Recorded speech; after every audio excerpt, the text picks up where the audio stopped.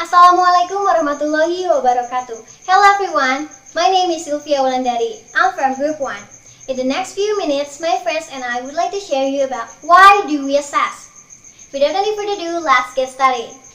Here I'm going to share you about the definitions and the dimensions of assessment, but I will break it down into 4 key points. The first one, what is assessment?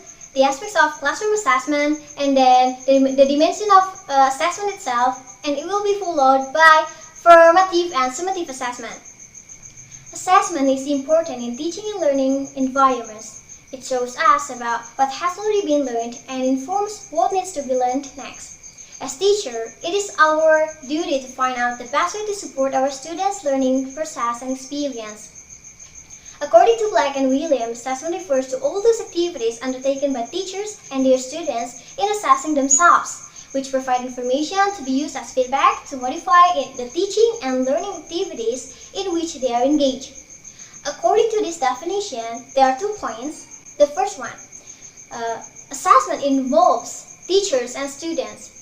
An assessment can be carried out between a teacher and a student or even a group of students. This is the basic assessment that the teacher can assess every individual students or even a group of students in the classroom. It also can be carried out between a student and another student or among students. We can simply say a peer assessment. The second point, those activities include the classroom tasks, the daily assessments, and the large-scale tasks that the student take, such as TOEFL and also IELTS.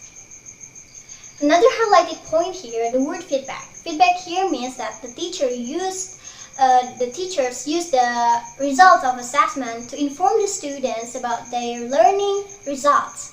It can be their strengths, their weaknesses, or even encouraging commands. Taylor and Nolan in 2008 defined assessment into 4 activities.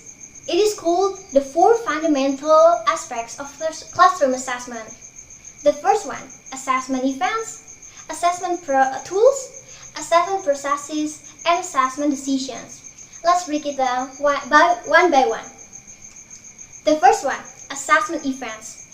Assessment events such as the events occur that with proper frequency that the teachers knows that whether the instruction is successful, which areas that need more instruction, or which student or group of students that need more additional support. We can call it as the frequency and timing of our assessment. The second one, assessment tools. Assessment tools can support the student's learning when the tools give the students clear ideas about what is important to learn and the criteria or expectations for good work, and when assessment objectives or goals are aligned with the instructional goals. We can call assessment tools as the methods that we use in the classroom. Number 3, assessment processes. Assessment processes here can support the students' learning on how the students can see their teachers as allies in their education. The feedback that the teacher gives to the students can help them focus and better understand the requirements. So we can say that assessment processes is about how an assessment is carried out. The last one, assessment decisions. Assessment decisions here when grades accurately reflect what the student know and can do. It is about the teacher's judgment and statements about the student's learning results, achievement, and progress. Alright, through an assessment, the teacher will know whether the students have learned something, what are the students' performance-based knowledge, needs, and even what has to be taught next. And for the student, assessment can provide them the learning results in the form of feedback. Alright everyone, let's move on to the dimension of assessment. Here we have 3 dimensions. The first one, assessment for learning, of learning, and the last one as learning. Let's break it down one by one. learning refers to the process of seeking and interpreting evidence or information that for use by students and their teachers to decide where the students are in their learning process, where they need to go, and how best they can get there. It is also used to make decisions about that affects the teaching and learning process in the short-term future. Assessment for learning happens during or throughout the learning process. Formative assessment serves the purpose of this assessment. Here are the examples: homeworks, quizzes, performance tasks, projects, etc. Alright, the second one, assessment of learning. Assessment of learning here refers to assessments that happen after the learning process has occurred to determine whether the learning process has happened. They are used to make statements about the students' learning results or status in a particular time, in a particular point in time. Assessment as learning here also alongside with the goals or objectives and the benchmarks of the course, and also used to record and also report what have been learned in the past. So assessment of learning here happen after the learning process, and summative assessment serves this purpose of assessment. Here are the examples: final projects, final exams, midterm exams. Helen and Deacon in 2003 claimed that in these recent years there is a new term called assessment as learning. Assessment as learning occurs when the students reflect on, monitor their progresses, and adjust their learning strategies in order to achieve their future learning goals. It develops and supports students' metacognitive skills such as organizing, guiding, and controlling one's own thinking, action, and also learning process. Through this process, the students are able to learn about themselves and also become aware of how they learn. Formative assessment also serves this purpose of assessment.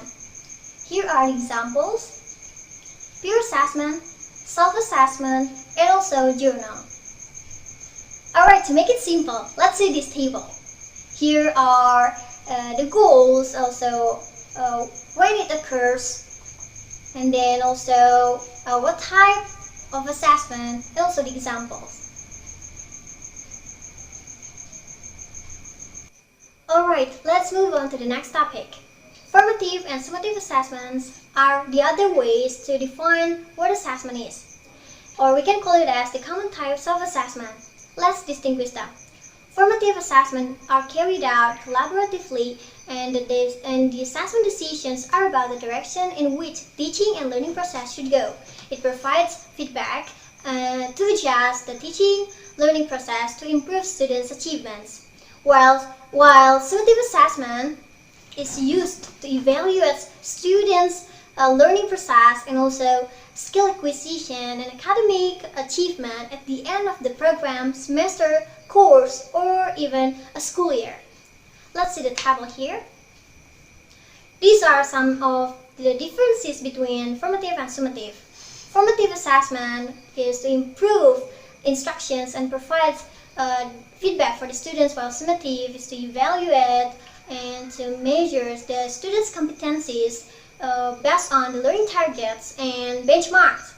Formative during the learning process, while summative is more likely after the end of the learning process.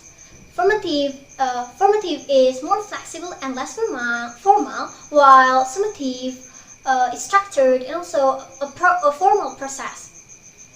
The next one, it is about the example, as formative assessment is more flexible, and during the learning process, the example can be asking the students some question while the learning process, also quizzes, homeworks, performance tasks, projects, and etc.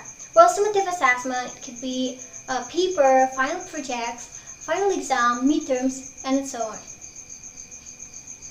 Alright everyone, we've come to the end of my presentation. For the next material, it will be presented by my friend Kintan in the next video. Thank you very much for your attention. Wassalamualaikum warahmatullahi wabarakatuh.